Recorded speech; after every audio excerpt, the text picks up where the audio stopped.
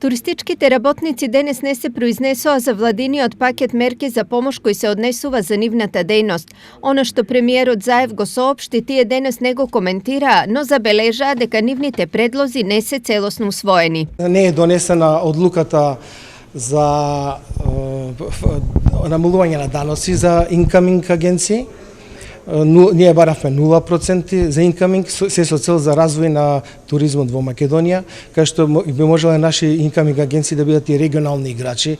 На тој начин македонски туроператори ќе можат да се такмичат со туроператори од Албанија, од Бугарија и ќе можат да имат поизедначени цени со странските туроператори. Оно што туристичкиот сектор најмногу го очекуваше според нив изостана, а тоа е помош од минимална плата за летните месеци. Ние агенциите како најпогодени не добивме ни јуни, ни јули, ни август, ни септември. Значи тука е голем пропус и сега насила ги држиме ние вработените, меѓутоа не знаеме до кога.